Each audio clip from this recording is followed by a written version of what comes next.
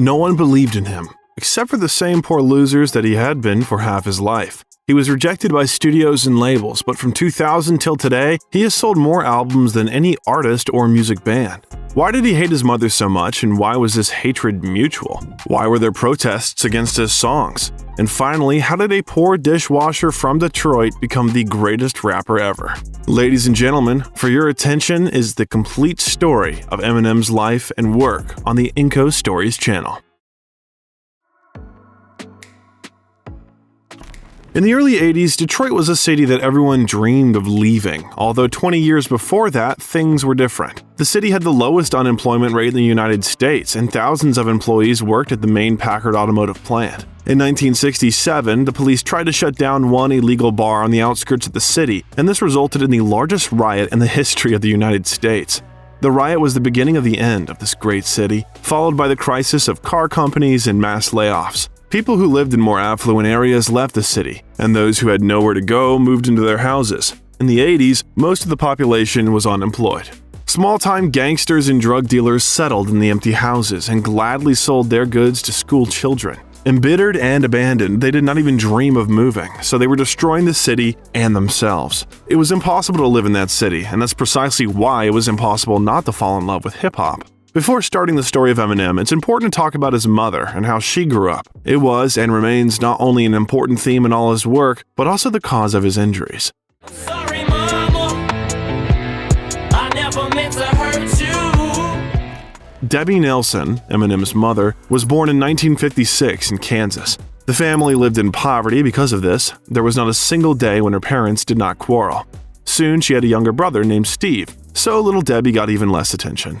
After the birth of the third child, Todd, everything became much worse. Parents divorced, but Debbie's mother was never alone. She was popular with men, although none stayed in their house for long. The exception was Ron Gilpin, a tough, even cruel man who quickly became Debbie's official stepfather. Debbie stopped attending school, often did not spend the night at home due to constant arguments with her stepfather and mother. Once, she made Ron so angry that he ran after her into the yard trying to hit her, but she climbed a tall tree and continued to curse him. The whole scene was witnessed by a young man named Marshall Bruce Mathers Jr., who was passing by with his friends.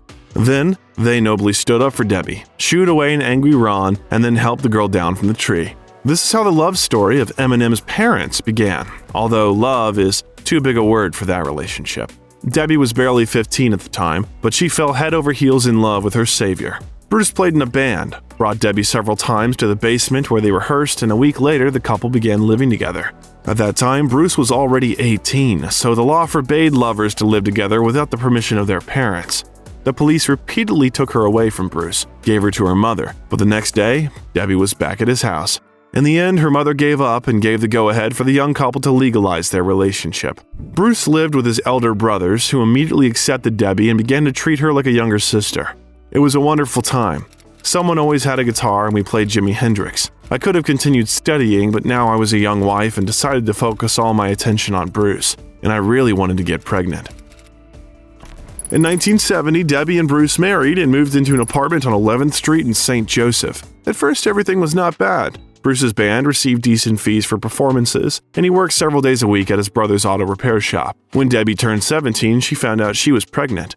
A week later, the owner of the club where Bruce performed said that he could no longer pay, so the young family was left without the main income. This led to the first serious quarrels, and they had to leave the apartment. There was no money for a new one, so the couple temporarily separated, and Debbie returned to her parents. Her stepfather was not happy. He also lost his job and had to support his wife and 3 children. For a while, Debbie lived on a farm with a grandmother named Nan, who adored her granddaughter. A few months later, Bruce apologized to Debbie, promised to make things right, and took her into town.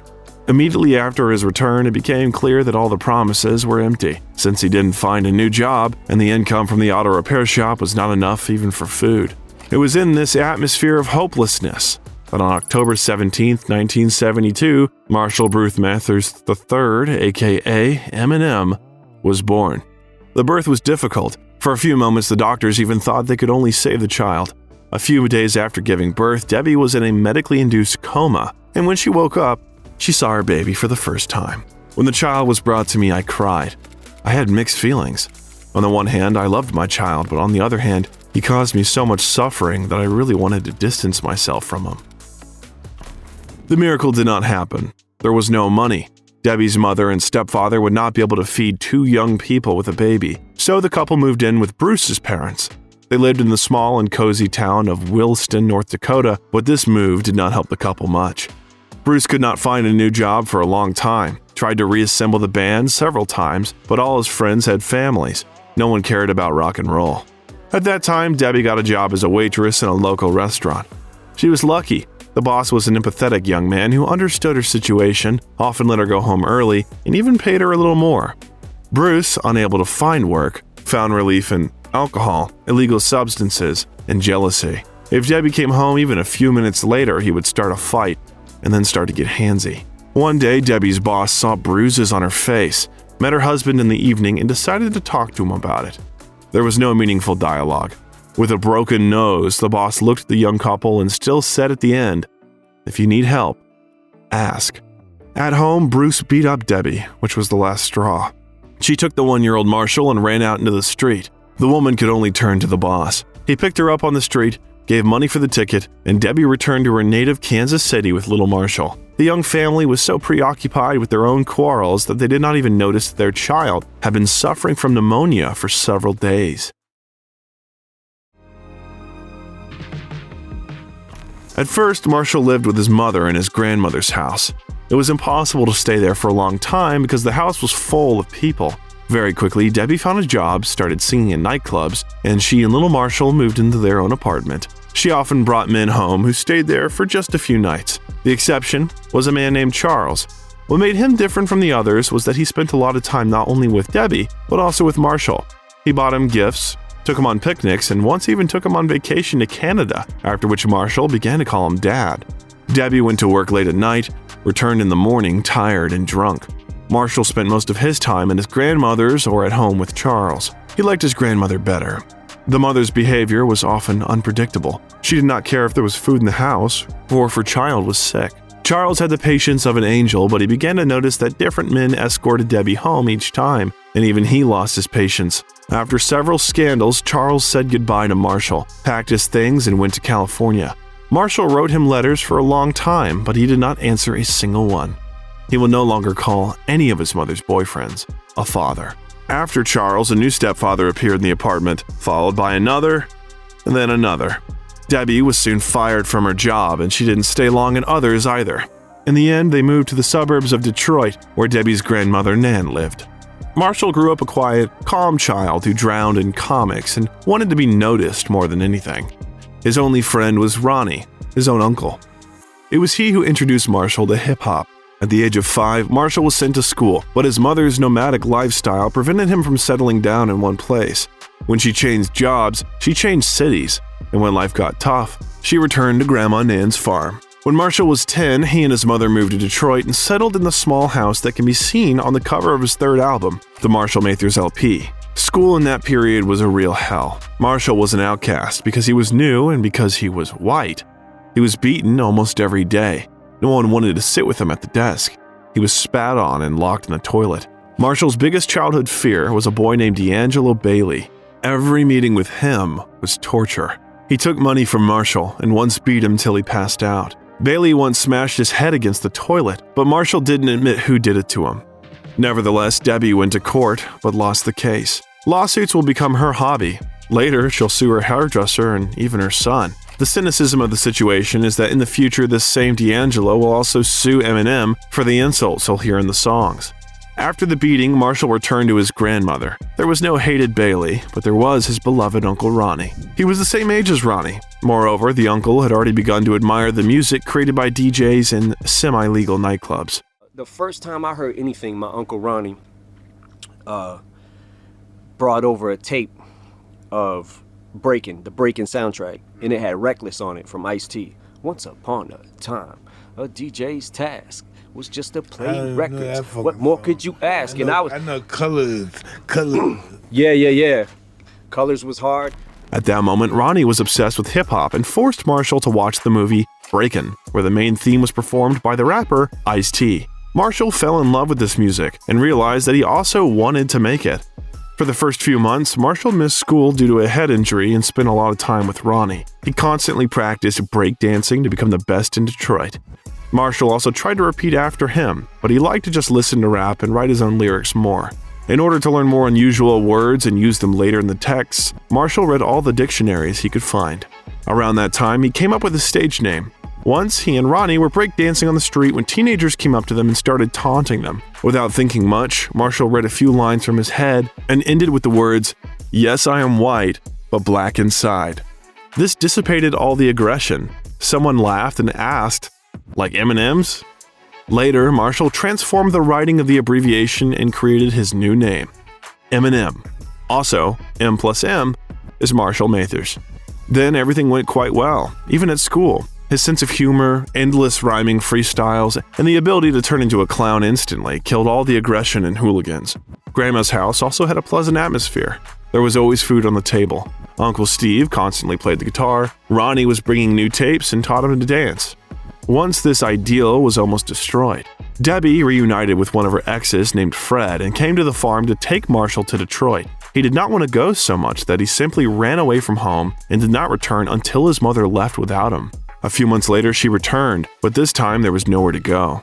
His things were already packed, so Marshall said goodbye to Ronnie and had to return to Detroit, to the same school where D'Angelo Bailey was waiting for him. But the event, which seemed like the end of the world for Marshall, actually turned out to be the beginning of his new life. First, he met a person who believed in him. For hours, Marshall wandered aimlessly around the city, skipping school. One day, a guy approached him and handed him an advertising flyer announcing that a rap battle would take place near the hip-hop shop. This guy's name was Deshaun Dupree Hulton, or simply, Proof. They exchanged a few words, Marshall read a freestyle, and that's how their friendship was born. Proof took Marshall under his wing and first of all taught him to fight so that the white boy could defend himself. Hip-hop is a genre in which a rapper's appearance plays no less an important role than his lyrics or ability to read. Debbie bought Marshall's clothes at the nearest thrift store or simply stole things that neighbors left unattended, so he was not a style icon. There is one touching story that Eminem has told thousands of times, as it affected him so much. One day he was lying at home when Proof came. Entering the house, he threw at Marshall the brand new white sneakers that his parents had just bought him. A better gift could not be imagined. It was probably the best thing people ever did for me. He just came in and said he was sick of looking at my secondhand sneakers. I wanted to cry. Fortunately, it turned out that D'Angelo Bailey had been expelled from the school earlier, but there were other problems. Marshall was also an outcast who had to turn into a clown more and more to avoid being bullied. Yes, D'Angelo was not at school, but his old friends remained there, and they also began bullying Eminem. Once they met Marshall and Proof on the street and began to provoke them into a fight. Instead of hitting them, Marshall began to freestyle, and a stream of the dirtiest but talently executed insults poured into the faces of the hooligans. One of the hooligans wanted to hit Marshall, but the others stopped him to listen to the text to the end. While the hooligans were trying to understand what had happened, Marshall and Proof ran away. Proof was Eminem's entry into the world of hip-hop, which completely took over the streets and clubs, and hip-hop began to bring the first money even to such newcomers as Proof and Eminem. Sometimes they came to the school where Proof studied and arranged battles during the breaks. Proof said, "I'll bet $20 on a white guy." No one thought that a white guy could win. Proof started to beat the rhythm on the table. I started to read and beat everyone who came against me. Then we went home and shared the money. After graduating from the 7th grade, Eminem went to his grandmother for the summer and saw that Ronnie was no longer interested in hip-hop but switched to heavy metal. He was always unpredictable. Today, talkative and cheerful. Tomorrow, gloomy and silent and aggressive. When Ronnie was not available for communication, Marshall spent time with other Uncle Todd, who was 10 years older. Todd Nelson also had a difficult story. According to Marshall, he wasn't a bad guy, but he was often in trouble with the law. At that time, his mother was also going through a bad period. Debbie gave birth to a second son, Nathan. She was depressed, constantly quarreled with her husband, and several times Marshall found her unconscious in the bathroom. She would get drunk, take sleeping pills, and just switch off. There's no need to talk about children and their upbringing, but Eminem, it seemed, no longer needed it. He found a teacher, an idol, and the meaning of life. The heart of the new genre that flooded the streets was a shop called Hip Hop Shop. A crowd was constantly gathering near it. Teenagers read their texts, freestyled, and anyone could wedge in and read their own. These poetic recitations often ended in fights. The shop constantly received complaints and the police used to come all the time. The owner of the shop, whose name was Morse Malone, quickly realized that he could make good money from this. He opened a club in the basement next door where hip-hop battles were held every weekend. This club was almost truly recreated in the movie 8 Mile. For a long time, Eminem did not dare to read his lyrics in public. He often went to the show and saw how the crowd went crazy when the rapper forgot the lyrics or read crap. Moreover, he was the only white rapper in Detroit, so the stereotype that whites can't rap only reinforced the fear. Proof got a job in this little shop, but Marshall couldn't find anything. Neither the mother nor the stepfather had a permanent job. They always quarreled, and one day Fred left the family, leaving behind not only his wife and Marshall, but also little Nathan. When Marshall turned 15, he met Kimberly Scott, or simply Kim. This girl will become his inspiration, the mother of his children, and the main subject of his early work. But he will dedicate not only romantic ballads to her, but creepy fantasies on the subject of her murder. They met in the afternoon, and in the evening, Marshall brought her to his home with her twin sister named Dawn. They said that they were 16 years old and that their parents kicked them out of the house. Debbie didn't protest because the fates of these two girls were very similar to her own. They lived together in Debbie's house for only a few months, after which Kim returned to her parents due to constant quarrels with her future mother-in-law. Dreams about rap in connection with the first steps in family life faded a little, but another ambition kicked in. It was basketball. Marshall played well. Moreover, he was not kicked out of school just because he and the school team won prizes. However, it was not enough. To get a certificate, Marshall had to pass exams, which for him was a real fantasy. Of course, he failed the exams, then failed again and again. Debbie gave him an ultimatum. Either you get a job and help pay the bills, or you find a new place to live. Marshall got a job at a pizzeria where he received $5 an hour, but it was not enough. The lack of money and visible prospects destroyed his relationship not only with his mother, but also with Kim. Words about the need to forget about rap and find a normal job were heard more and more often. During this period, Eminem was a member of Basement Productions, which later changed its name to Soul Intent. This was not a classic rap band, rather a group of losers who worked as dishwashers but dreamed of something more. One day, without even telling Proof, Marshall decided to take part in the battle for the first time. His first performance was terrible. Eminem was literally kicked off the stage because he was numb and couldn't say a word.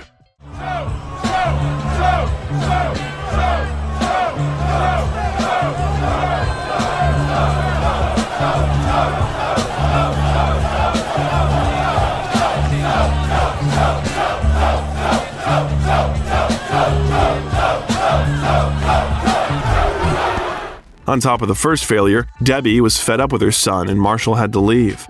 At first, he and Kim lived with her parents, who turned out not to be such tyrants as they were described.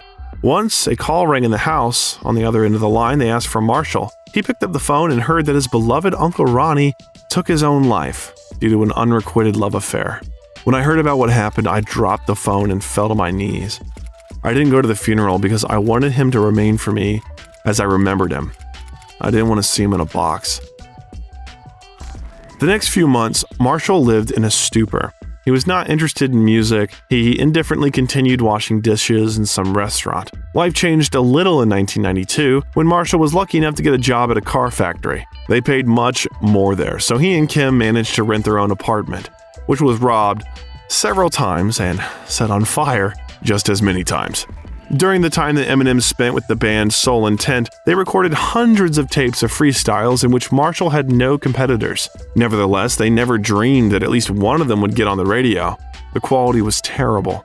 Every time I kick a lyric, tune it to Q95. Yo, do you find me live? If you don't, then that's alright, cause I just grabbed the microphone and I just gotta get so hyper. Speaking of hypertone. When, after Ronnie's death, Eminem brought them his lyrics, everyone was amazed and realized that he needed to make an album. Once a week, all participants chipped in a few dollars and paid for the studio, which cost $40 an hour. They didn't have any more, so all the tracks had to be recorded in one take. For Eminem, this wasn't a problem because he devoted all his free time to writing and training. It was during this period that the first complete tracks were written, which will be included in his first album, Infinite. And around this time, Eminem's completely crazy alter ego appeared, because of which people would later go on mass protests to ban his work. We are talking about Slim Shady, a version of Eminem who had not yet been able to hold his energy.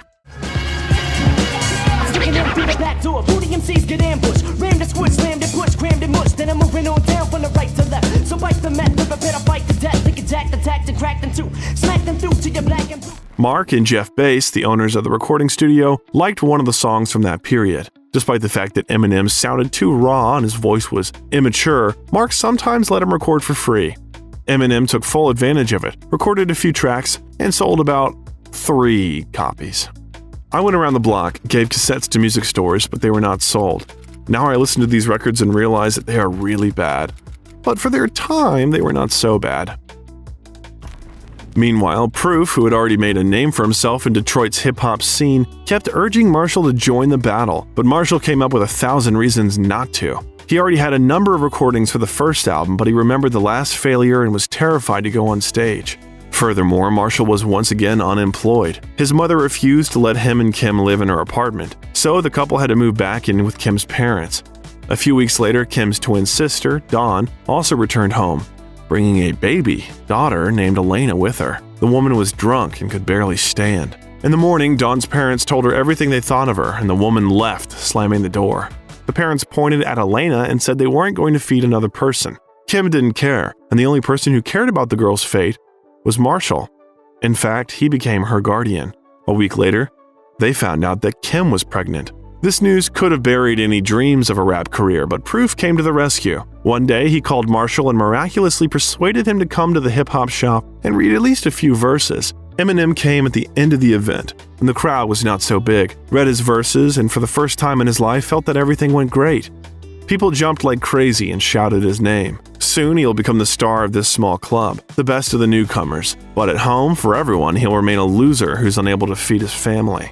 After the first small but important triumph, Marshall returned home and witnessed a scandal. Dawn came to ask for a loan but had an argument with her mother. Kim stood up for her sister, but the quarrel flared up so much that their mother kicked out Dawn, Marshall, and the pregnant Kim. In half an hour, Marshall and Kim were already walking along the streets of Detroit. Marshall had no idea where they were going. Since only Marshall was around, Kim continued arguing with him. She shouted that he was a loser and asked how they would live on. Marshall promised that he would work twice as much. Such quarrels would recur with enviable regularity, but as for Elena, Marshall was persistent. He did not have a childhood, so he had to try to do everything so that his children had everything. Childhood, a huge house, and gifts for Christmas. Ask me to daddy's gonna buy you a Mockingbird. I'ma give you the world. Haley Mathers was born on December 25, 1995. Sometimes the young parents did not have enough money even for food, but Marshall, instead of extra shifts at work, participated in rap battles every week. Friends often spent the night at his house. Kim hated it, and one day, she took the children and moved out. Marshall spent all his free time with his children, and he converted an empty house into a recording studio. He was a hip-hop shop star. He came for 20 minutes, defeated everyone, and disappeared again. Now, when there were people who recognized his talent, Marshall believed in himself. His number one goal was a solo album. Friends from Soul Intent promised to support him. Mannix, one of the participants, offered to help with the music. Denon Porter, who always had nowhere to live, made the beats. As payment for his services, he wanted Marshall's bedroom, banishing him to live in the living room. The album Infinite was released in November 1995. As in the case of the cassette, Marshall began going to stores and asking to put the album up for sale. This time, one of the radio stations announced the album on the air, and his friends did everything they could to get at least a few reviews on Infinite. Mathers hoped people would go buy his album, but that didn't happen. This is the season for noise pollution, contamination, examination of more cartoons than animation. My lamination of narration. Hit snare and bass in a track for duck rapper interrogation. When I declare invasion, there ain't no time to be staring gazing. I turn the stage into a barren wasteland. Despite the fact that Marshall had gathered his best songs at that time, he still did not have his own voice. Someone accused him of brazenly plagiarizing Nas Illmatic album, which was released the year before. Later, when Marshall became famous, the album would receive its attention, but at the time, it was a flop. This record did not yet have what would make Marshall world famous. Yes, there were multi-story rhymes, extraordinary technique, but it did not work out without the black humor, provocations, and famous self-irony. Many in Detroit knew how to read well and rhyme well. It was important to look for something that would distinguish him from others. Especially since the mid-90s was the golden era of hip-hop. The genre was turning into a business, and the listener's attention had to be won. To become successful and popular, you had to first attract a label that would agree to invest money in you. There was another way: to oppose yourself to the mainstream and perform in small clubs. Of course, this path was not for Eminem. While the Wu-Tang Clan was booming and becoming a classic in New York, Proof suggested Eminem make his Wu-Tang Clan, the 12 best rappers of Detroit, or simply D12. When this band was created, Marshall had a lot of problems. There was not enough money, and the couple had to take legal custody of Elena. Besides Kim, Haley and Elena, Denon Porter, who would enter D12, also lived with them. Later, Eminem's 12-year-old brother Nathan, who decided not to tolerate another stepfather, also moved in with them. It was not possible to find 12 good rappers in Detroit. There were only 6 of them, but Proof was not going to change the name. Instead, he told each band member to invent an alter ego. Proof came up with the name Dirty Harry, Bizarre became Peter S. Bizarre, Kniva Rondell Bean, Con Artists chose Mr. Porter, Bugs became Robert Beck, and Eminem became Slim Shady. Slim Shady's the guy who shows up after a few shots of Bacardi. Eminem is the MC who goes on stage sober and spits his metaphors. Slim Shady gets drunk and wants to fight. Bass Brothers were delighted with Marshall's new tracks, and they persuaded him to record the second album, the Slim Shady EP. Just Don't Give a Fuck and Low Down Dirty became instant hits on Detroit radio. However, the fees for performances have not changed. It would seem that the public loved Eminem, but in fact, nothing has changed. He also worked in another restaurant, only now he fried hamburgers. In addition, the administrator always tried to fine him for any mistake. Marshall couldn't stand it and quit a few weeks before Christmas. Marshall hated himself for not being able to buy presents for the children. On Christmas Eve, Marshall saw Kim cutting something in their living room while the children were sleeping. He walked over to see Kim cutting out tags for gifts for Elena, Nathan, and Haley. Some tags said it was a gift from Kim, others said it was from Marshall. He later described this episode in the song Mockingbird and recalled that he cried all night after it. In a few weeks, Kim did find the strength to say that she and Marshall would go separate ways. Just the day he found a new job. Elena and Haley, she said, needed a father, not a loser who still hoped for success. Marshall and Kim went on and off a couple of times a month, but this time, Kim was serious. Marshall had to leave. Together with the other members of the band D12 and his brother Nathan, he settled in a house on the other side of the 8 Mile and set up a studio there. The songs were recorded in the basement because any extraneous noise could ruin the track. While one stood at the microphone, all the others waited outside. One day, when Proof was writing down his verse, everyone else swore. We all believed that Proof would be the first to succeed. We made a pact, a contract of unknowns. Whoever gets a record deal first comes back and gets the rest of the group. Usually when people talk about Eminem's success, they mention Dr. Dre, but before the legendary Dre, there was the equally legendary Paul Rosenberg. In 1997, Eminem recorded the Slim Shady EP and was looking for ways to sell it. Paul Rosenberg was a locally famous manager in Detroit who knew how to promote young artists. He spoke highly of Eminem's first album, but it was clear he wasn't impressed. But what struck him was one of Marshall's rap battles on the stage of the basement of the hip-hop shop. Rosenberg liked hip-hop. He wanted to develop the genre, but he did not believe in Detroit, so he entered college in New York. When Paul heard the song Just Don't Give a Fuck, he called Marshall and offered to be his manager. Instead, he promised to sell the album if all the songs were as provocative and obscene. As you understand, Eminem did not have to be persuaded for a long time. Nobody better test me, 'cause I don't wanna get messy, especially when I step inside this bitch, dick fresh me. New love, give the crew hugs, girls on 2 mugs, before I do drugs, they make me throw up like 2 rugs. 2 thugs, rugged, unshaven, messy scrubs, whipping 40 bottles like the fucking Pepsi Club. Rosenberg arranged for Marshall to have several shows in New York, but was unable to negotiate with any label that would agree to release his album. Marshall had to return to Detroit. Immediately after his return, he had another chance to declare himself. D12 went to Oregon for the big hip-hop festival Scribble Jam. Several $100s were promised for the victory. Marshall reached the finals, but lost.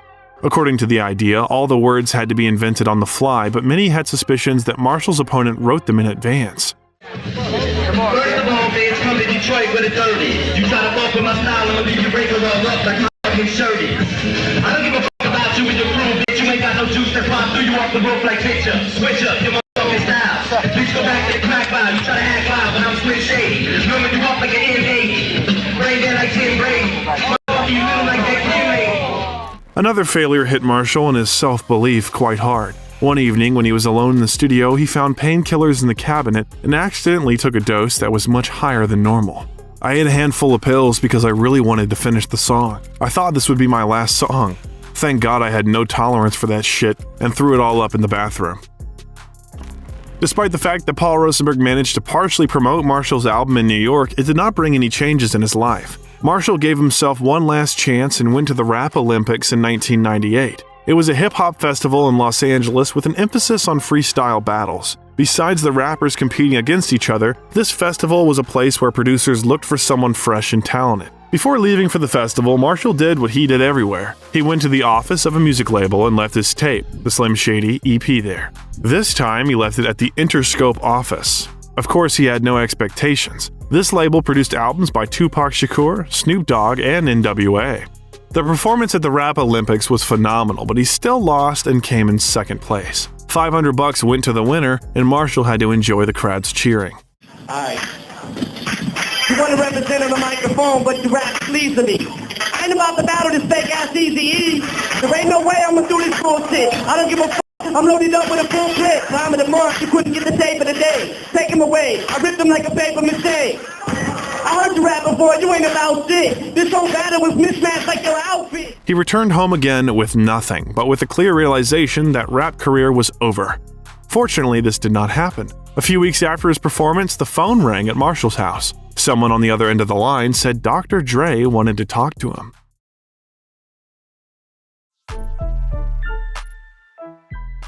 Andre Romelle Young, or simply Dr. Dre, is one of the most important and massive figures in the history of hip-hop. It's quite appropriate to make a separate video about it.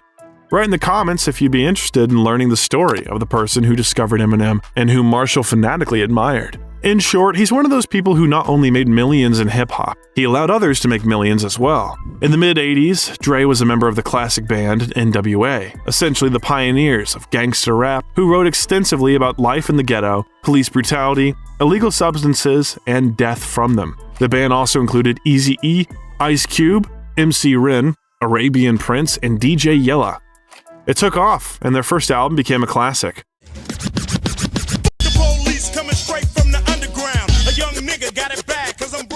Already in the late 80s, Dre and Eazy-E opened a recording studio called Ruthless Records. As soon as Big Money appeared, the first conflicts began. First, Ice Cube left the band, then Dre himself, who opened his own studio, Death Row Records. The second founder of this studio was Suge Knight, who would later be suspected of murdering Tupac Shakur. Dre's debut album brought the studio its first millions, and then he introduced Snoop Dogg to the world. Later, Tupac's albums were released on this label, but unlike Snoop Dogg, working with him was more difficult. 23-year-old Shakur earned millions, starred in films, and constantly became the hero of criminal chronicles. He received 5 bullets and survived, but a real war began between many rappers. Dr. Dre didn't want to fight. He wanted to do business. After leaving the super successful label where he left his main discovery, Snoop Dogg, Dre founded a new one, Aftermath Entertainment. But there were no new discoveries for a long time, and the label was on the verge of bankruptcy. Dr. Dre urgently needed a patient for his experiments. And he did find one. The record that Eminem left at the Interscope Records office was not ignored. It was listened to, but it did not impress anyone. One day, Dre was in the office. He came to discuss things between their labels, and he was given this demo. In my entire career, I have never come across a single demo recording of any value. When I was given this tape, I said, "Find this guy immediately." The next day, Eminem and Dre met. A few hours later, Eminem signed a contract to record his second studio album, the Slim Shady LP. It might seem like Eminem got the golden ticket, but it was actually Dr. Dre who got the golden ticket. Many outside the label, such as its director, Jimmy Iovine, did not share this enthusiasm. He did not believe that a white rapper would be able to interest the general public. At that time, everyone compared Marshall with another white rapper, Vanilla Ice, who had already managed to finish his career. But Marshall was different. He wrote good texts, worked around the clock, and was ready to listen to the advice of more experienced colleagues in the studio. Problems appeared already during the recording of the first single, My Name Is, which began with the words, "Hi kids, do you like violence?" It used a sample from Labi Siffre's song, I Got The.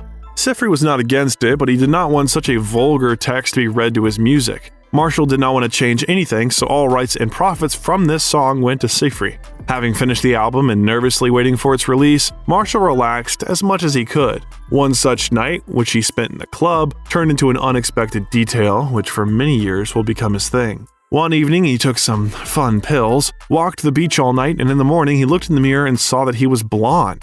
He didn't just dye his hair, he washed it with hydrogen peroxide, which made it lose its color. I looked like a skunk. When I arrived at the studio, Dre was silent for a long time and looked at me intently. Then, I remember he said, "That's it. We found your thing." Meanwhile, Marshall was preparing for the filming of the first music video and recorded 2 songs with a rapper from Detroit called Royce da 5'9". This was an important person in his career, as he and Royce would later form a separate band, Bad Meets Evil. The music video for the track My Name In was supposed to shock no less than the song itself. Marshall parodied Marilyn Manson, who would later appear in his music video, the President of the United States, and other popular figures. Hi, my name is what? My name is Slim Shady. When the album was nearly finished, Eminem briefly returned to Detroit. Everything seemed perfect. He had money. Soon, he would have even more. He was working with his idol, and everything was just beginning. And indeed, the relationship with Kim at that moment was also experiencing a renaissance. Finally, Marshall got his due, and finally became his true self. After 10 years of dating, Marshall and Kim finally got married. Not that the official marriage changed anything in their relationship, because a few months later they had another fight. The reason was that Kim got behind the wheel in a drunken state and crashed into another car. Marshall did not manage to stay in Detroit for a long time with his children and wife, because Dre called and said that the label did not want to release his album. They were afraid of lawsuits due to Eminem's provocative lyrics. In almost every song, he affected a certain category of the population, ridiculed it, or openly insulted it. As a joke, of course, but the label could lose a lot of money. These doubts and arguments continued until February 1999, until Jimmy Iovine gave up and decided to put everything at stake. The album was released on February 23, 1999, and changed hip-hop forever. There were 20 tracks on the record in which Marshall told his entire story. Unlike the previous release, there were no touching confessions of love for Kim, but there was enough of an absolute insane, angry, rabid, and incredibly funny character named Slim Shady. Mr. Dre, Mr. NWA, Mr. AK, coming straight out of Compton, y'all better make way. By listening to this album, you can find most of what we talked about in this video. There are songs about a man who's at the bottom and has to work for $5 an hour to buy diapers for his daughter. There's a story about how D'Angelo Bailey cracked his skull. Stories about a crazy mother who didn't give a damn of her child. Stories about him taking Kim's life and hiding from the police, and how Slim Shady hates the world. Hate, irony, complex rhymes, and Slim Shady's impeccable technique turned out to be perfect for sale. In the first week, almost 300,000 CDs were sold, and to date, 9 million copies. Paul Rosenberg organized a fantastic number of concerts. Marshall performed almost every day. At first, only in Los Angeles and New York, but in a few months, he was known everywhere. Once a man came into Marshall's dressing room with reporters and said that he was Eminem's father and that he had been looking for him all his life. To this, Marshall replied that he never hid, especially since in his childhood he wrote to him all the time but did not receive a single letter in response. At this, the man burst into tears and said that he really needed the money, but Eminem did not react and asked the guards to throw the man out into the street. Bruce Mathers did earn his penny when he went to various interviews and talked about Marshall's childhood, but as far as is known, he never managed to get forgiveness from his son. Meanwhile, Debbie, Eminem's mother, also had thoughts that her son owed her money. While she was living in Detroit, her son told her in songs what a bad mother she was. Unlike her ex-husband, Debbie wanted a specific amount, $1 million. When Eminem refused, because even with all the desire, he did not have such money yet, Debbie went to court and became a star of the tabloids. She hired lawyers who worked for a fee from the winnings, constantly gave interviews, went on talk shows, and was also going to write her own rap album to answer her son in his manner. Debbie never recorded an album, although she did make a few songs. Gonna fall. And I just hope to God I'm there to help you. Fame hit me like a ton of bricks, Eminem remembers. His schedule after the album release looked something like this: concert, alcohol, short nap, concert, again. In some clubs, they paid $5,000 for just one performed song. But the band D12, founded before Eminem's success, was not going through the best of times. The guys didn't even expect that Marshall would come back for them. He got his way. Why did he need them? Their first album, the Underground EP, was not successful. The band was stagnant. But Marshall is not one to forget promises. In May of '99, he drove to Detroit to meet with the band and record some songs for the upcoming album by Bugs, the youngest member of D12. Unfortunately, his album will be released posthumously. Bugs, whose real name was Cornell Paul Pitts, was killed in a shootout just days before his scheduled meeting with Marshall. After the funeral, Marshall gathered all the other members of D12 and said that they would still record an album together and it would be released on his own label, the Shady Records. Marshall did fulfill his promise and returned for his old friends, although not all of them lived to see that day. While Eminem was in Detroit, he lived with Kim, and all the neighbors involuntarily knew the details of their personal life. Once they got into a fight on the playground and a whole crowd of spectators gathered around them. It was as if the characters from the album The Slim Shady LP came to life. The same Kim, the same little Haley, the same Marshall Mathers. All those years that he and Kim were together, problems brought them closer. Together they tried to survive, sued for custody of Elena, looked for a place to live, and fought robbers. Once together, they screamed at each other until one began strangling the other. Marshall's bodyguard, Byron Williams, recalled thousands of times Kim and Marshall would fight, then reconcile days later. The Shady Tour was in full swing. Every day a new city where Eminem met his fans for the first time.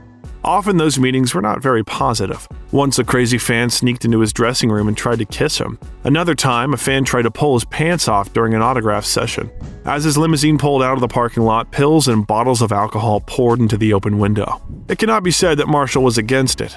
Energy had to be taken from somewhere, and he chose this option more and more often.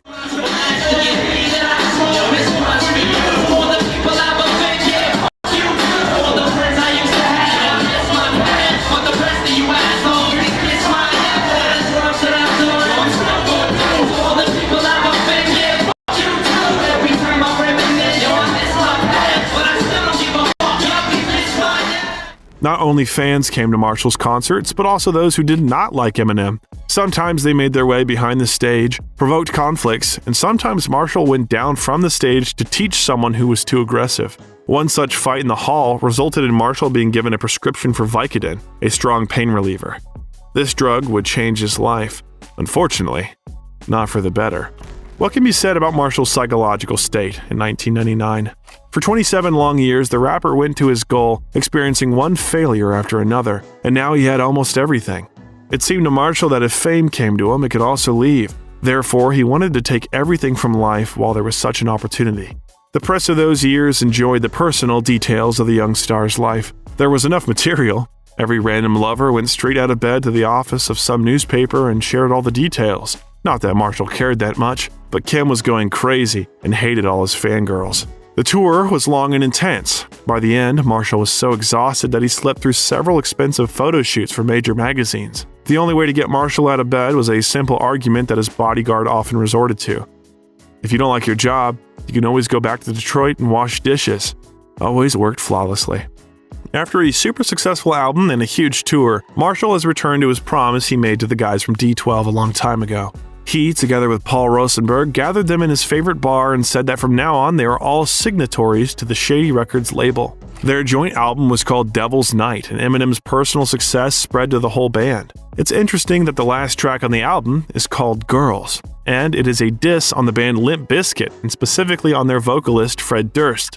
This conflict has a long history, but in short, everything was like this. DJ Lethal from Limp Bizkit once said in an interview that if rapper Everlast fought with Eminem, there would be nothing left of the latter. Everlast once took a jab at Eminem in a song, and it resulted in some pretty dirty and aggressive songs in response. In the end, Eminem reconciled with both Limp Bizkit and Everlast, but you can't get the words out of the song. And as for Lethal, don't forget what I said. I'm f***ing you up, punk. You're dead. Don't think that I'm playing. And f*** Bizkit. Conflicts in hip-hop are as much a part of the genre as the guitar is in rock music. During his career, Eminem managed to quarrel with dozens of rappers. The careers of some of them were destroyed after these conflicts. The loudest conflict was with a rapper named Benzino, who was the founder of The Source magazine. It started with the fact that Benzino in the ranking of the best rappers gave Eminem 2 microphones and his band 4.5. Eminem replied that he was pathetic and a fake gangster, and Benzino stated that Eminem is the Hitler of hip-hop. It ended with mutual threats, lawsuits, and conditional reconciliation. Meanwhile, Marshall was writing the next album and promised to make it even more honest. At the same time, he took part in the second album of Dr. Dre, and this collaboration brought him his first big reward. For the track What's the Difference, also featuring Exhibit, they won a Grammy and the nomination for the Best Rap Duo. Beat a minute, I got something to say. Dre, I wanna tell you this shit right now, but it's fucking weed is in it. I don't know. The next album, the Marshall Mathers LP, was written in an atmosphere of family problems and lawsuits. To distance himself from reality and focus on himself in music, Marshall went deeper and deeper into his addiction. The numbers got so high, I don't even know what I was taking. He controlled himself less and less, but Paul Rosenberg was always there and tried to keep his client and friend in a more or less normal state. On the new album, banned substances were mentioned much more often in almost every song, and some tracks were dedicated only to this. Marshall said that before rapping about banned substances, he had not even used them. After taking a couple of painkillers, Marshall turned into an amorphous and indifferent creature. Daily concerts and work in the studio demanded from him emotions and concentration. For this, it was necessary to stimulate the nervous system with pills. However, it was no longer possible to concentrate even after a double dose or a cocktail of various substances. The album was released on May 23, 2000 and broke the world record. 1,760,000 copies in a week. Here, too, there were enough songs for which some people hated Eminem, others loved him even more. Take at least the legendary Real Slim Shady, where he drove through all the stars of the beginning of the 2000s, starting with Christina Aguilera and ending with Will Smith, whom he delicately sent in a known direction.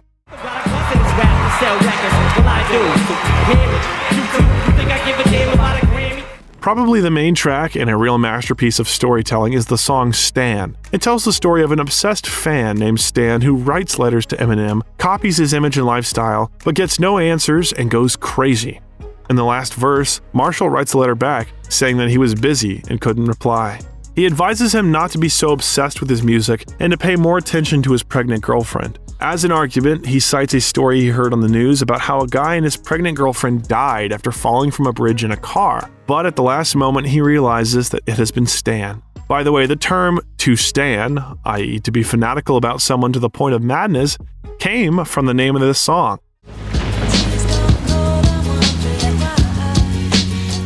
There was also a song dedicated to his beloved wife. The track was called Kim, and it became one of the reasons for their divorce. The man whom she had loved almost since childhood told in the song how he slit her throat. Marshall explained that it was just a fantasy, but it would provide college for their children. The argument didn't work. She didn't even want to see him. Moreover, Kim was going to not just divorce, but also take the children and half of everything he managed to earn. The situation was such that Kim had every chance for it, especially since Marshall was arrested the day before.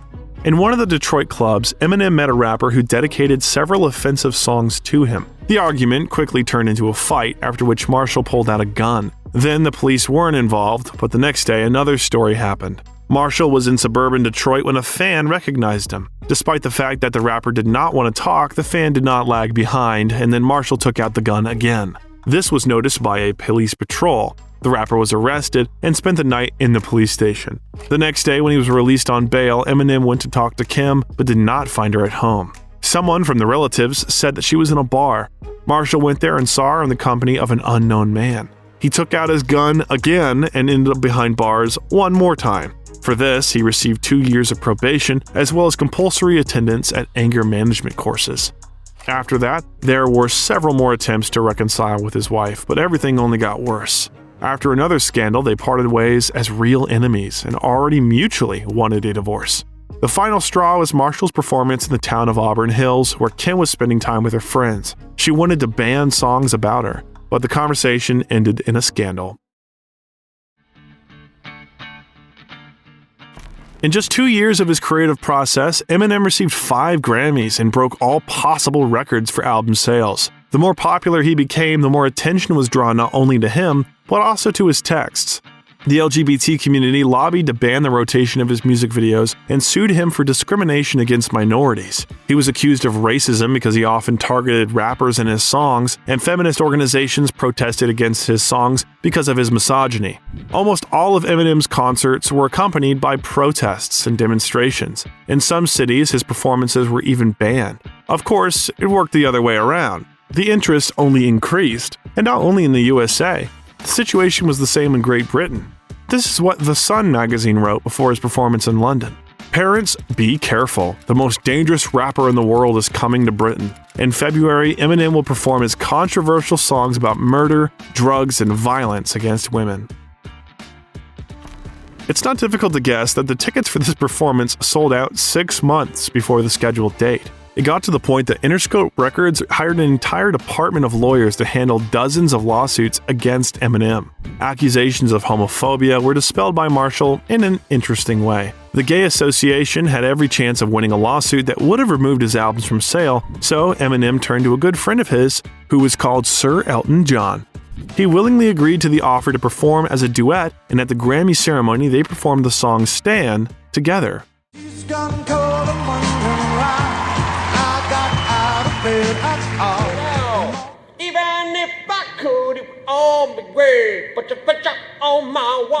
But this was only one case. Several dozen of them accumulated in the legal department. For example, Eminem was sued by his former bodyguard who wanted $1 million.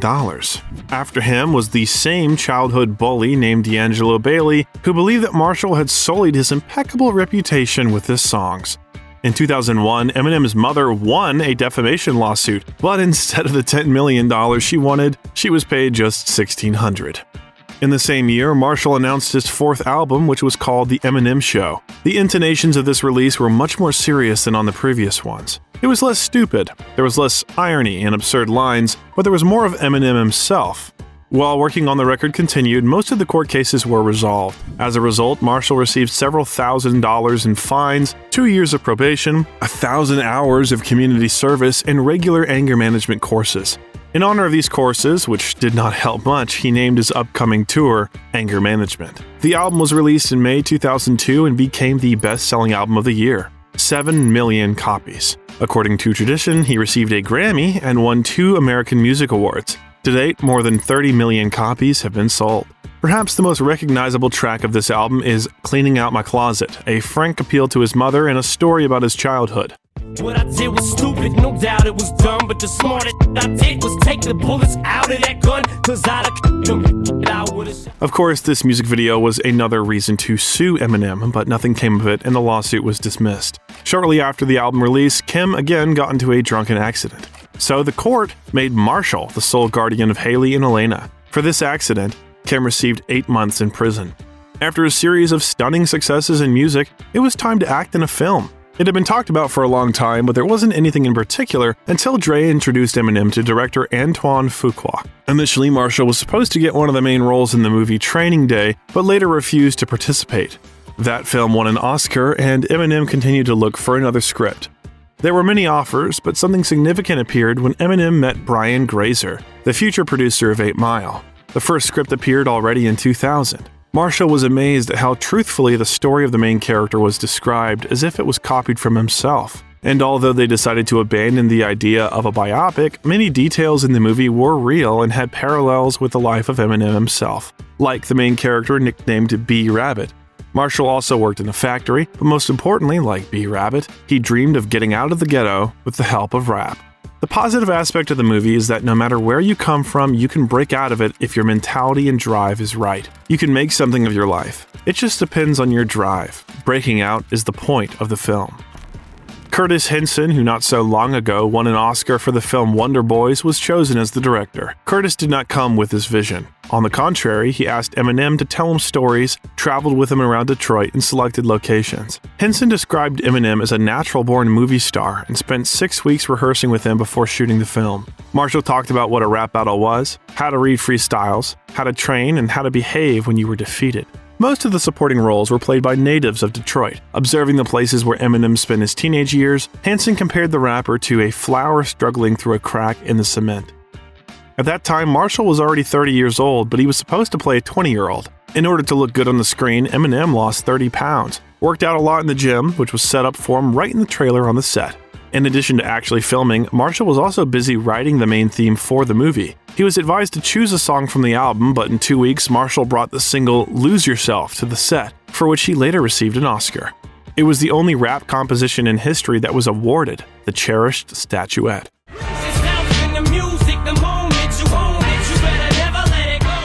Since the filming was carried out from early in the morning until late in the evening, the crew got very tired. Not even from the filming itself, but from the endless waiting. Pauses between episodes could last several hours.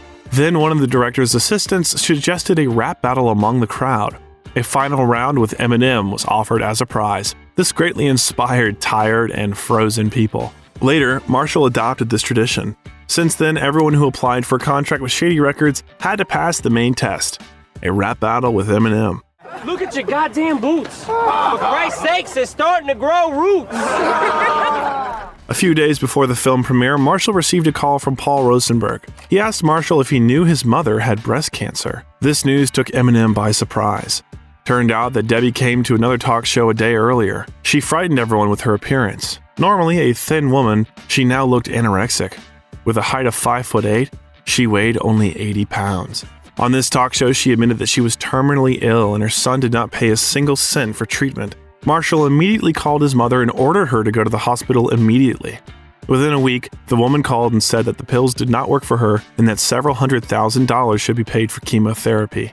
At that moment, it became clear to everyone that this was another trick to attract attention.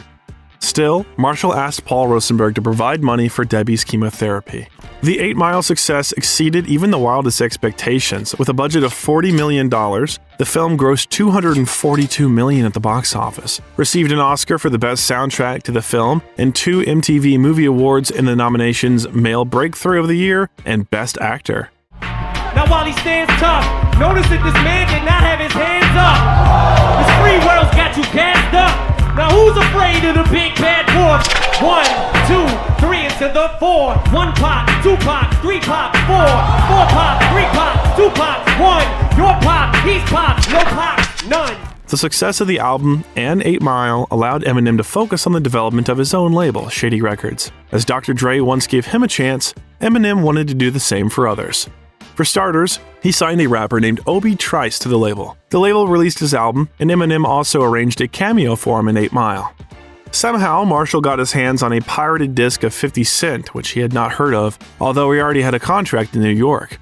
Shortly before that, 50 Cent got shot with 9 bullets and was recovering from his injury. Eminem understood that such a person cannot be missed. During the first meeting, they signed a contract, and 50 sold his song Wanksta, which was also included on the soundtrack of 8 Mile. Besides being an exceptional rapper, Curtis was good at promoting his music. He was one of the first to notice the huge pirate market and never worried about his music being distributed for free. The logic was simple. The main audience of hip-hop were teenagers. What would they buy? A pirated disc for $5 or a licensed disc for $20? The story of this rapper became the basis of the film Get Rich or Die Tryin', and it must be said that his story is no less fascinating. If you're interested in it, we can gladly tell you about it in one of the next videos. If you want to hear the story of 50 Cent, let us know in the comments. People more dissimilar in spirit than Curtis and Eminem have yet to be found. 50 is a lucky owner of an iron psyche, a practical businessman, quite talented, but never fixated on his texts. His business strategy was to capture the pirate market. Endless beefs with various musicians attracted the attention of stars in the press. 9 bullets made him an image, and Shady Records a name. 50 Cent became the main success of Marshall's label. Obi Trice's debut album, which came out a little later, received good reviews, but the sales of 50 Cent and Obi Trice could not even be compared. Curtis was way ahead. Gradually, the record company gained momentum. After the successful albums of 50 and Obi Trice, Eminem opened his own radio station, Shade 45, signed a contract with Cassius, and released his second studio album, D12. For several years, Marshall was busy with business and raising his daughters. Only in the middle of 2003, he announced that he was starting to work on his 5th studio album. Early in his career, Marshall said that if he didn't have any problems, he wouldn't write a single song. That's what he faced when things went downhill. He sold tens of millions of CDs, won an Oscar. His label successfully dealt with new artists. Children lived with him, but still something was wrong. Kim recently got out of prison and decided to start a new life. Soon, she became pregnant and remarried. On April 16, 2002, she gave birth to another daughter whom she named Whitney. Everything was completely different for Marshall at that time. At public events, he was seen sometimes with one star of adult films, then with another. He seemed to have said everything he wanted to say and didn't know what to write about, so he started using again. I was taking something and thought, why write lyrics when you can just watch TV? To hell with everything. To hell with hip-hop. When the lawsuits weren't going to Eminem, he was going to them. The Encore album was released on November 12, 2004, when the US-Iraq conflict was at its height. He came under government scrutiny for the song Mosh, in which he dissed President Bush, and for the song We as Americans, in which he allegedly expressed a desire to kill the president. The accusations sounded as absurd as possible, but still caused a lot of controversy. It was especially popular for the song Mosh, where he called George Bush a weapon of mass destruction. The music video was released on the eve of the presidential election and vaguely hinted at who should not be voted for. As usual, other musicians got some of it too. In the Just Lose It, Marshall parodied Michael Jackson and made fun of the incident when Jackson's hair caught fire during the filming of a commercial. A week later, Michael Jackson called Steve Harvey's radio show and expressed his displeasure with a brazen and offensive parody. Most likely, Jackson continued to follow the rapper's career. When Eminem took a break after 2004, Michael Jackson started to wonder where Marshall went. Whoops, I mean girl, you know you're my world. Alright, now lose it. For the first time in years of success, Marshall's album did not receive positive reviews from critics and did not win the Grammy statuette, which has become traditional. Encore was an unsuccessful sequel to The Eminem Show. The fact that there was not a single song about Kim's murder on the new album impressed his ex-wife. Of course, there was a song about how she made him sick, but in their relationship, it was considered a good sign. By that time, Kim had already managed to divorce her new husband, and she and Marshall began to be seen together more and more often. A few months of quiet and unremarkable life quickly bored Marshall and Kim. Marshall tried new painkillers, and Kim made several scandals. In mid-2005, Marshall went on another tour. During one of the first performances, he fell and injured his hand. The doctor who came to the call prescribed painkillers to the singer, his favorites. The tour lasted 3 weeks, during which he managed to perform in almost 10 cities. The same thing happened again. Marshall started taking pills in the morning and in the evening when he had to perform, and he completely lost control of himself. Kim's phone calls usually only made things worse. They argued, yelled at each other, then Marshall took another dose of painkillers. 3 weeks passed, but after returning home, Marshall continued to live in the same mode. At that point, even Kim told him that he needed help. He repeated the fate of all his relatives, and even the millions earned could not change it. Kim and the daughters, who were on duty at the hospital all this time, insisted that Marshall start doing something. Dre recommended a clinic that guaranteed complete anonymity and safety. Marshall spent several weeks there. It seemed that he was signing out as a different person. Kim and her daughters were waiting for him at home. That evening, when he was able to see his family for the first time after the hospital, Marshall unexpectedly got down on one knee and proposed to Kim. Again. Unfortunately, it was not possible to start with a clean slate. Within a month, Kim and Marshall filed for divorce. They still managed to agree on joint custody of their daughters, however, Kim didn't mention it very often. Whitney, Elena, and Haley lived with their father most of the time. This was followed by the worst day of Marshall's life. Due to a conflict in the club, his best friend Proof died. I remember when it happened and how we came to the hospital and learned about this horror. Obi Trice recalls. There was me, Eminem, and the D12 band in full force. We entered his room and saw what happened. It was just awful. We all couldn't believe it. I remember just after Proof died, I was in my house by myself and I was just laying in bed and I couldn't move and I just kept staring at the ceiling fan and I just kept taking more pills. For many months, Marshall fell to the bottom of the darkest depression in the world. He was worried about only two things: how to get new pills and how to make sure his daughters didn't notice anything. From the outside, it might seem that he simply decided to leave music for a while and take care of his family. People often saw him meeting Haley and Elena from school, walking with them in the park. Marshall said that he spent most of his time in front of the TV. While before the pills had given him the strength to go on stage, now they were destroying him physically. Sometimes he tried to pull himself together and do music, but nothing worked. Texts were not written. It was annoying and discouraged the desire to do anything at all. Now the whole world knew what Marshall was capable of, but now there was no one around who believed in him in the first place. Once, one of Marshall's familiar doctors suggested that he switch to new pills. When the children went to bed, the rapper decided to try them. One pill was not enough, and even two were not enough. Within 30 minutes, Marshall felt sick. He barely managed to reach the phone and call the ambulance. Marshall was taken to an intensive care unit. His internal organs were failing. The kidneys have practically stopped functioning. In the first hours, the doctors were not even sure that the singer would regain consciousness. They gave very cautious forecasts and refused to talk to journalists. What happened really scared Marshall. He realized that he literally survived by a miracle. The rapper noted that he tried to control himself only because of a sense of duty to his children. However, not for long. A week after being discharged from the hospital, he felt that he could not sleep and took a pill. Everything happened again. This time, he refused the idea of a rehabilitation center. No matter how much he was persuaded, Marshall stood his ground. For several months, he literally did not leave the house, fearing that he would break down. He received daily calls from Dre and his old friend Elton John, who wanted to help him get out of the bottom of his life. Usually, not much worked the first time. The only thing that brought me back to reality was my daughters. I came, looked at my kids, and understood that I had no right to give up. Thanks to the doctor's care, 12-step groups, and the friend support, Eminem gradually began to come to his senses and get rid of addiction. Another problem was the inability to write texts. He had forgotten how to do it, although he had been doing it since childhood. The deeper I got into my addiction, the tighter the lid got on my creativity, he said. When I got sober, the lid just came off. Like in his childhood, Marshall again picked up the dictionary and began to memorize new words. Then he started writing out random words and rhyming them together and putting them into freestyles to brush up on his skills. The rapper claimed that he achieved more in 7 months than he could have achieved in 3 or 4 years of substance use.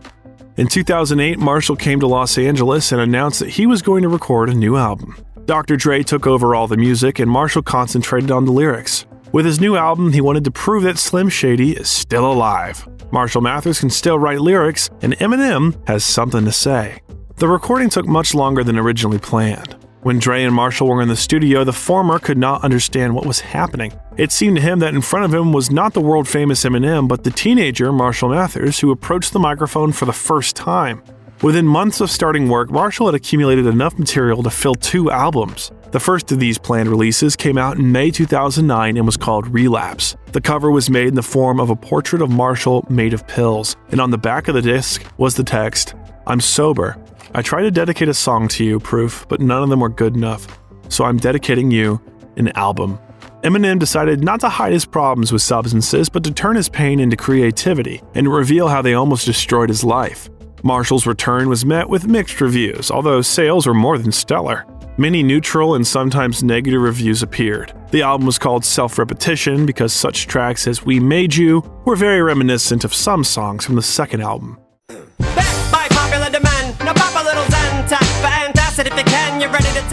There, he traditionally mocked the stars of the late 2000s, tried on different looks, and fooled around like in the good old days. As before, he responded to celebrities not as a fellow star, but as a listener, just like you and me, who just happened to be able to speak his mind to more people. Fame changed his life, but it didn't seem to have become a goal. "If it could just be about the music, I would only do the music," he said. "I don't hate the limelight, but I don't like it." Marshall was a little taken aback by the reaction to his return, but recovered quickly and soon enough felt at home again. I don't know if people around me understand what I had to go through to release Relapse, to be able to write again, to think again. I needed time to figure it all out. I wanted my songs to mean something again. Despite negative reviews, Relapse won a Grammy for Best Rap Album. In addition, record sales were impressive. By the end of the year, the number of CDs sold reached the 2 million mark, and to date, the number has exceeded 5 million copies. And although before the release of Relapse, Eminem promised fans 2 albums, he decided to do otherwise. He released a reissue, added 7 new tracks, and started working on a brand new release. By 2009, the hip-hop landscape had changed a lot. While Marshall was out of the game, new promising names appeared from J. Cole to Kendrick Lamar. Eminem also had to change. Eminem's final return took place in 2010 when the album Recovery was released. Immediately 5 songs from there went to the first lines of the charts, and Marshall again began to be criticized for promoting violence. It was a good sign. Relapse was a more niche album where Marshall boldly entered the territory of horror. That is, he read on behalf of maniacs and absolutely crazy characters. Of course, there were also beautiful lyrics, like the track Beautiful, but Recovery was a completely different story. Here, Marshall focused on writing potentially successful songs, and he succeeded. Everyone remembers Love the Way You Lie with Rihanna, or the legendary Not Afraid. I'm not afraid to take a stand, take a stand. Traditionally, Marshall received 2 Grammys, for Album of the Year and for Best Rap Album. In 2011, Recovery became the first record in the world, the digital version of which was purchased 1 million times. During the album recording, Marshall renewed his longtime friendship with Royce da 5'9", with whom they worked on the Slim Shady LP. After several meetings, the friends realized that the moment could not be lost and recorded a joint album as the band Bad Meets Evil. The debut album, Hell the Sequel, released on the Marshall label, became one of the main events of 2011. Albums by Kanye West and Jay-Z were left far behind.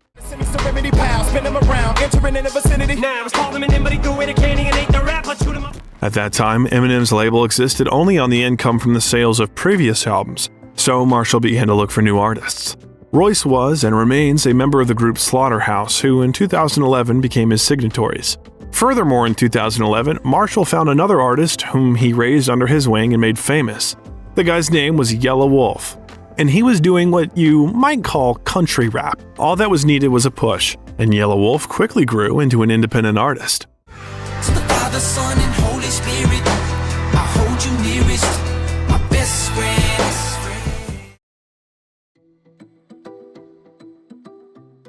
At the beginning of 2012, Eminem said that he was working on a new album, which was supposed to be a continuation of his third album. The album was called The Marshall Mathers LP 2 and really revealed some themes from the past. For example, there was the track Bad Guy, a kind of continuation of the song Stan. Here, the main character is a guy named Matthew, a younger brother of the same Stan. Wanting revenge on Marshall for his brother's death, Matthew kidnaps Marshall and repeats Stan's tragic fate. Well, of course, you can't forget about the main hit of 2013 where Marshall literally forgets about the existence of oxygen and reads at a phenomenal speed. Yes, we're talking about his song, Rap God.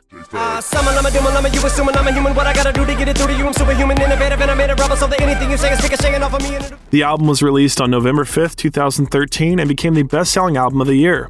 Marshall won 2 Grammys for the best album and for the best duet of the song Monster, which he recorded with Rihanna. After this album, Eminem took a break in his solo career for several years. He did business, promoted his label and his artists, and released several compilations. On the first disc, there were songs by Shady Records artists. On the second, his own songs that were not included in the previous albums. Marshall of that period was truly a rap god with untouchable status. He was at the top, but out of bounds. The only thing he clearly lacked was some kind of conflict that would take him back to the days where he was a battle rapper. The infamous Donald Trump and his supporters were the first to fall under his heated lyrics. We won't tell you the exact words being said about the former president because the video will be banned. He did not stop at a few lines, and in 2017 at the Hip Hop Awards, he once again took a swipe at Trump and his administration. And any fan of mine who's a supporter of his, I'm drawing in the sand a line. You're either for or against. And if you can't decide who you like more and you're split on who you should stand beside, I'll do it for you with this. In the same year, it became known that Marshall was working on a new release called Revival. Despite an interesting advertising campaign featuring Ed Sheeran and Beyoncé, the album received mixed reviews. It also sold quite weakly, only 200,000 copies in a week. Many consider this album to be the worst in Marshall's career. Perhaps Eminem also did not have high hopes for this release because 6 months later he released another album called Kamikaze. The record was a surprise as it was released without singles and without any advertising. Not only did sales jump, but so did attention, as on this album Eminem mentioned that he was still a battle rapper. Everyone was criticized, but primarily young mumble rappers who flooded the market. This is the subspecies of performers who read in such a way that you cannot make out a single word. The second specific victim was an artist named Machine Gun Kelly. Marshall dedicated a few lines to him, but he did not remain silent and answered. This conflict was very important for Marshall. He hadn't really battled in a long time. But before we tell you the story of this conflict, we'd be very grateful if you subscribe to the channel and press the bell button so you won't miss the release of new videos about your favorite artists. Thank you. So this story began back in 2012. Gun Kelly then touched Marshall's sore spot and tweeted about his daughter Haley. For this, Kelly was banned from appearing on the Shade 45 radio station and some music publications began to ignore his work. In one of the songs, Kelly turned to Eminem, reminding him that he was not a god but an ordinary rapper.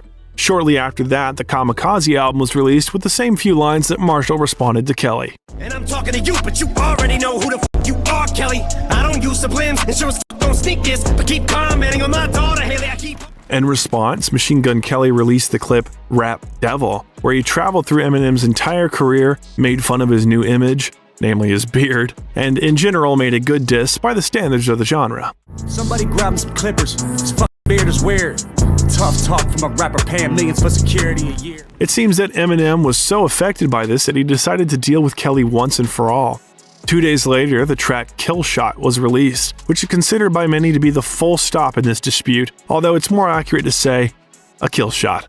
Lethal injection, go to sleep 6 feet deep. I give you a beat for the effort, but if I was 3'11", you look up to me, and for the record, you would suck a dick. This conflict should not be perceived as a war because essentially nothing has changed for both. Eminem came out of hibernation, proved that he was in his place for a reason, and Gun Kelly received a lot of attention and an important lesson. Eminem's last album to date was released in 2020 and was called Music to be Murdered By. Already by tradition, there was a song on the album where he again ignored the existence of oxygen and tried to read even faster. In the song Rap God, he set a record and uttered 9.6 syllables per second. And in the new one, he broke this record by uttering 10.6. We are talking about the track Godzilla. Fill him with the venom and eliminate him. Other words, I'm intimate him. I don't want to hurt him, but I did him in a fit of rage. I'm murdering again. Nobody will evade him. Kill him. In the same year, Eminem posted on his Instagram account a photo of a badge which states that he has remained sober for 12 years. Marshall claims he was finally off the pills on April 20th, 2008. In recent years, Marshall has been busy with side projects. For example, he opened the restaurant Mama's Spaghetti in Detroit. The name directly refers to the line in the song Lose Yourself. Probably it's not necessary to specify which dish is served as special there. Moreover, Marshall continues to develop his label, signing new artists and producing old ones. For his outstanding merits, he has been induced into the Rock and Roll Hall of Fame, which is especially valuable since there are only a few rappers there. Furthermore, in recent years, he's been performing quite actively, although he does not go on tours. Not long ago, he was seen at halftime of the Super Bowl performing with Dr. Dre, Snoop Dogg, 50 Cent, and Kendrick Lamar.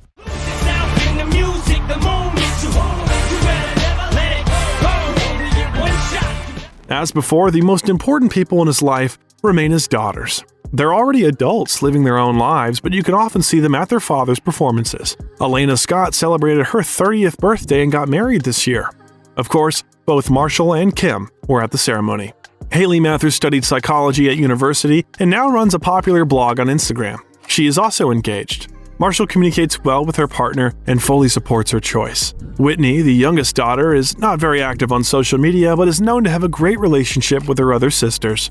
As for Kim, it's unlikely that fans should hope for their reunion with Marshall. After many life upheavals, she has been clean, sober, and full of hope for many years. Despite the long and difficult history of their relationship, Marshall was always interested in her life and supported her in difficult situations. They still maintain communication and often meet at family holidays. Debbie, Marshall's mother, also put the feud in the past a long time ago, just like Marshall. Not so long ago, she congratulated him on being inducted into the Rock and Roll Hall of Fame and recorded a video where she said she was very proud of him. The story of Marshall Bruce Mathers is a story of how important it is to find someone who believes in you more than you believe in yourself. For half of his life, Eminem struggled with circumstances that were often against him, but his hard work, talent, and desire to be the best gave the world a legendary musician. Other people saw in him what he did not see. First, a friend believed in him. Then he believed in himself, and only after that the whole world believed in him. Marshall Mathers has a well-deserved place not only in the history of hip-hop, but also in the culture in general. It is a phenomenon, and we are sure that many are happy to witness it. And you? So, if you're interested in other stories of outstanding people from the show business, you can always find them on our channel. Click on the video that appeared on your screen and watch, but do not forget to like this one. It helps a lot and motivates us to create new videos. You are watching the Enco Stories channel. Thank you again, and see you soon.